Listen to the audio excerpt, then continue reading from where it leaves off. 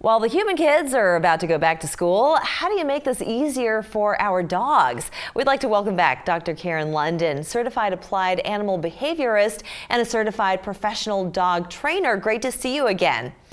It is great to be back. Yeah, so during the summertime, you bond with your pets, but then there comes a time at the end of summer when kids are going back to school and routines start to change. Absolutely. As much as it's a shock for our kids to go from those carefree summer days to, 9 to 5 or 8 to 4 or whatever it is, our dogs have such a shock also. And it's hard every year, but especially this year because so many people have spent so much time at home with our pets.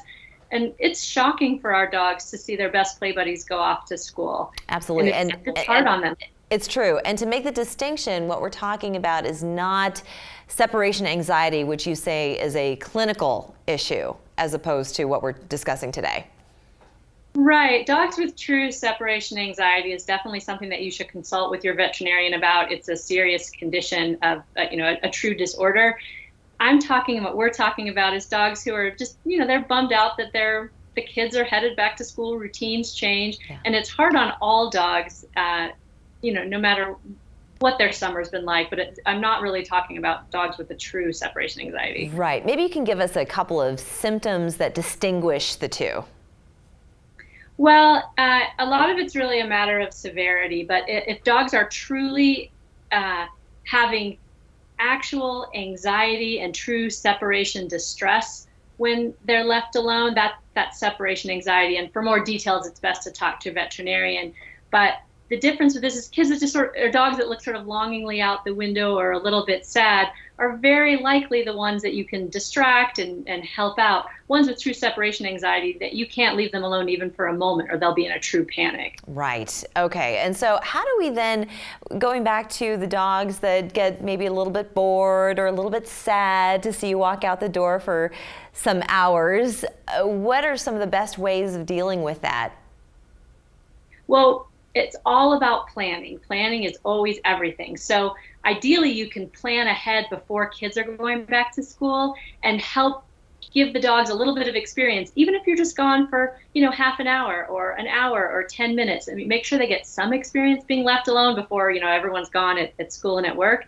And then plan to do some activity before the kids go to school. If you can incorporate some fun and play and some exercise into their pre-morning routine, then that sets them up for a day where they've already had something happen. It's easier for them to settle in. And also, I love to give dogs something to do right as the kids leave. So if they learn that they're going to get special treats or something to chew on and they learn, oh, well, they're leaving and that's not great, but I do get this good thing. They can associate the kids leaving with something fun happening for them, and that helps so much. It's all about the psychology, isn't it? They're no different than children in many ways.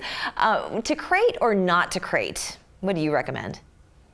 It depends on the dog. If the dog is comfortable being in a crate and they've been taught to enjoy it and they love it, that can be a great way to keep them, comfortable and safe at home.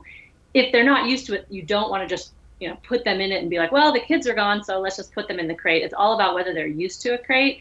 And of course, it makes a difference too. If your dog is going to, eat your sofa and chew up everything, then I would highly recommend helping your dog learn to be comfortable in a crate or another confined area. But if they've generally been comfortable at home when they have been left alone in the past and the kids go to school and they've done fine with free rein in the house, then that's fine too. Okay. Yeah, I think we've all seen the videos of the hidden cameras inside someone's home. When they walk out the door, the dog starts to pace or looking for things to keep them busy. You come back, either the trash is on the floor or the cushions are ripped to shreds.